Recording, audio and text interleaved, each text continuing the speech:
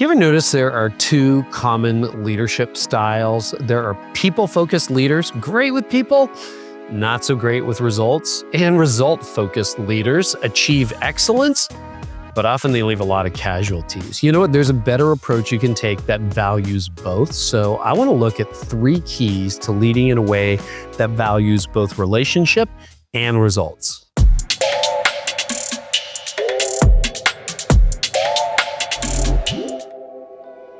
Let's start with the people-focused leader. Okay, see if you recognize yourself or maybe some people you work with in this. Wonderful people, but their organizations, their churches, their companies, they just don't produce great results.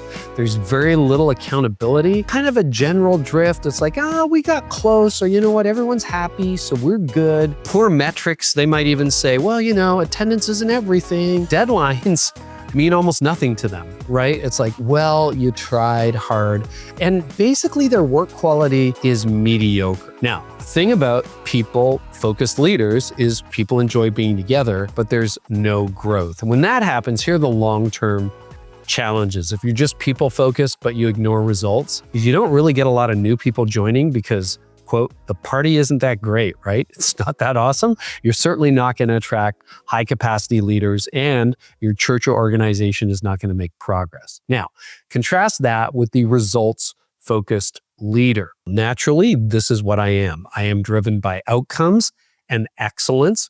Any graph I see that has my name on it or is associated with it needs to go up and to the right. They gain a reputation for quality. They can attract a really high capacity team with sharp thinkers, bright leaders. They want to crush it, okay? They just want to crush it. That's what I do. But here's the shadow side. They lose people along the way. Looking back, I can see, particularly in the early days of my leadership, there were just casualties everywhere. Staff turnover is high. Volunteers try, but eventually they step back because they can't keep up. I remember there was a season in our leadership where I didn't like using photos on our website that were more than 6 months old because it was like, oh, that guy left and that guy left and that guy left. That's what happens when you're results focused and you kind of ignore the human equation. And here's the problem. Even good, motivated people can't keep up with the pace. And those who do stay sometimes are silently fearful and discouraged. So what's a better approach? Well, the better approach, believe it or not, is both have value. So you need to value both. And I think the future belongs to leaders who value both results and relationship. Both have half of the truth. You put them together, you get a lot closer to the whole truth. There are no meaningful results without people. The people are the point. People feel more alive when they're moving together, right? People love to be in community. Both a lack of care and a lack of progress, though, are demotivating. So before we get into some key ideas, and I want to show you exactly how to do what we're talking about, how to put the two together. If you want to go deeper on how to lead people with both compassion and clarity, all my best material, including all the lessons I've learned and others have learned over the years, is inside my private premier academy, the Art of Leadership Academy.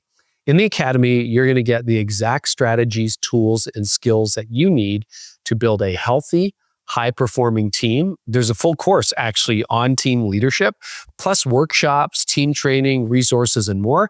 Check it out in the description below or go to theartofleadershipacademy.com. All right, let's dive in and let's go deeper. So what do? Key number 1, get over your false fears. Probably you have got some false fears, right? People-focused leaders, what are you afraid of? You're probably afraid of becoming soulless taskmasters. Results-focused leaders like me, what are we afraid of? We're afraid of slowing down progress, slowing down growth. People are going to get in the way of the mission, right? Okay, that's what we're afraid of. Now, if you look at it the way we're looking at it in this video, both fears are false and both fears are limiting. The truth is you actually need both approaches, people and results, to succeed. Key number 2, you got to be easy on the person, tough on the issue. And this is what almost everybody gets wrong, right? People-focused leaders, they're easy on the person. Oh, that's all right. It's fine. It's just fine. Even if it's not, and they let the standard slip. So they're easy on the person, easy on the issue. Results-focused leaders, tough on the person, tough on the issues. You didn't hit the metrics. You didn't do the job. We're not making enough progress. That creates turnover and a lot of bitterness in the process. What's a better approach? Easy on the person, tough on the issue. Go easy on the person, be kind to the person. You know what? We're not going to attack people here. We're going to attack the problem. So I know you did your best, but we fell short. Can we have a conversation about that? Great. Okay, here we go. This is what we need to do next. So you want to be easy on the person, tough on the issue. And what's the alternative? Well, being hard on people, as much as you might be frustrated, as much as you might think they're lazy or whatever, that rarely helps. Most people are actually quite insecure. They really are. They're insecure. And so you're going to play into that insecurity. They're not going to perform. They're going to get afraid. Even if they stick around and they don't quit, being hard on people, that's not the way to live. And I've had to learn that the hard way. Now, the larger your organization gets too, this is what you have to remember. The more your whisper becomes a shout, right? If you're with 5 people, you're like, we're all equal around here. You lead a large organization and you say, you know what, that wasn't quite right. That can crush people. They might not sleep at night. They might remember that 20 years later, you've totally crushed them. The other thing about fear is that fear is a terrible motivator. What I've realized, nobody ever gets judged into life change. Nobody does. If you judge people, they're not changing. So you know what you need to do? You need to hold both in tension, all right? Maybe start by affirming what is good about the person. Man, you're making a valuable contribution here. I see your heart. I see your effort. Assume good motives, all right? If you're results driven, you can think everybody else is lazy, everybody else is a deadbeat. No, what you want to do is you want to assume the best. I see what you're trying to do here. I see what you're shooting for. And then what you want to do, get tough on the issue. Be specific about what's missing. Don't have a temper tantrum. Just go, that doesn't work. Don't speak in generality. Say, you know what, we needed this a day earlier. Or what would have happened if you got that done, handed it in 2 hours before it was due? What if you did this in the meeting? What if we set a target and we actually hit it, okay? And then you want to ensure that people leave with their dignity. Maybe they colossally failed, but you don't have to berate them. You want to make sure that you've affirmed the person, attacked the problem. Problems are great for attacking, people not so much. So now let's get granular, okay? What is the perfect formula for one-on-one meetings? This is where you're eye to eye. You never want to call somebody out in a group, but when you're meeting with them one-on-one, what do you do? Here's what I found. Ask them how they're doing before you ask them what they're doing. This is going to be a huge shift for results-oriented leaders because results-oriented leaders usually only ask what people are doing. You start the meeting, it's like, all right, great. Tell me how we're doing on this. What's happening over there? What's happening over there? No. Just say, hey, how are you? And if you're really a results-oriented person, when I made this shift, it took a long time for people to realize, oh, he really wants to know how I'm doing. Yeah, you do. So make it clear. Now, relationship-oriented leaders are like, phew, this is good. I always care about how people are. Great. You got to get to the next part of the meeting. You got to do both. You've got to talk about, okay, I'm glad to know you're doing well, or I'm sorry to hear about the struggle, or I'm sorry to hear about your daughter, or, hey, that must be tough. Now let's look at the KPIs. Now let's look at the metrics. Now let's look at the results and let's get a plan together to hit these goals. Okay, smart leaders are doing both. How are you doing? What are you doing? And remember, when you hire somebody, you hire the whole person, right? The reason you want to ask, for those of you who, like me, are naturally results driven, if things are not going well at home, that's going to spill into work, right? Or somebody's not sleeping at night because they're worried about their finances or whatever. That's going to impact their job performance. Personal struggles always show up at work. So that's why you want to have this framework for your meetings where you are talking about how they're doing and then you're talking about what they're doing. Now, if you want this exact framework that I'm talking about, that I use for my one-on-one meetings, there's a link to the free guide in the description of this video. So you check it out. It's called the 5 Questions Every Great Leader Asks. You'll get 5 simple but very effective questions for checking in on your people and holding them accountable for results.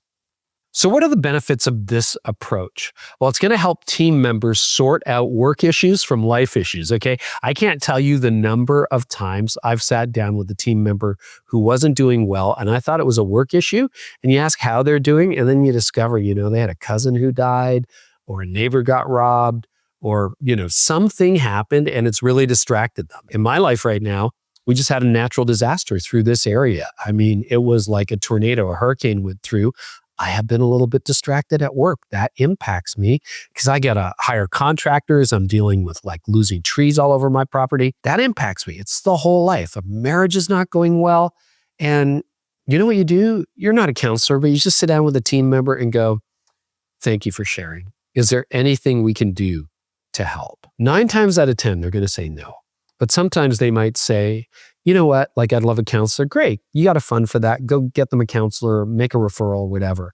But here's what's powerful. This helps, asking them how they're doing, helps them sort through the issue. And they kind of go, you know what, this has nothing to do with work. This is just my life. This is my mom. This is my daughter. This is my son. This is what's happening at home or in the community or whatever. That is gold. Because often it's so popular in the culture to throw work under the bus. I'm so stressed because of my job. If you really ask people, likelihood of the stress being bigger at home is significant. And so then they're kind of like, no, work is fine. Actually, I've actually had people tell me when they're having a tough time personally, it's like, you know what, I'm so grateful for work because I can kind of park all that stuff and just come to work and it's a good place. So it really reduces the tension without you having to say, hey, that's not a work issue, right? Now, that's for those of us who are, you know, more results-oriented people. What about people-driven leaders? Well, you want to start with how people are doing, but don't camp out there, all right? You're going to spend the whole meeting there. Don't. Move on to work, goals, metrics, and accountability. So what do? Here's a trick. And again, make sure you download that free resource. You can say, what can we expect next month in terms of delivering X? And then follow through and track the progress. Hey, we set these KPIs, these key metrics. I notice we're off track. Can you tell me about that? Right? I remember I was getting ready for this teaching and I was having a conversation with a guy who was on staff at the time and still a really good friend. And I remember being really frustrated with him. He was young, working at the church that I was at. I wanted my videos, you know, from Sunday sermons uploaded on Sunday. They were getting uploaded on Tuesday. And I thought, you know, he's just not getting it done. And finally, I asked him, you know, hey, what's going on? Like, we're supposed to get these up earlier. And he told me, my computer is so slow. I can spend 8 hours uploading work. It's just an old computer. And I'm like, excuse me? He goes, yeah, I'll upload it on Sunday. It'll fail. I'll have to try again Monday. I'll try to upload it overnight Monday. Then it shuts down. So by Tuesday, it's up. I'm like, really? That's it? He goes, yeah, that's it. Well, just order a new computer. That cut his processing time from 3 days to 2 hours. $5,000 investment paid back so quickly. Plus, you know, everybody loves having great gear. So that's what you need to do sometimes. You got to if you're a people-oriented person, it's like, oh, you know, he's doing his best. He's so nice. It takes him 2 days. That's okay. No, he didn't have a computer. All right, get him a new computer. Solved. So now you know, the future belongs to leaders who value both results and relationships. And if you want more, don't forget to check out the links in the description of this video. They're really going to help. And maybe leave a comment about what you're learning when it comes to managing the tension between relationships and results. I'd love to hear from you.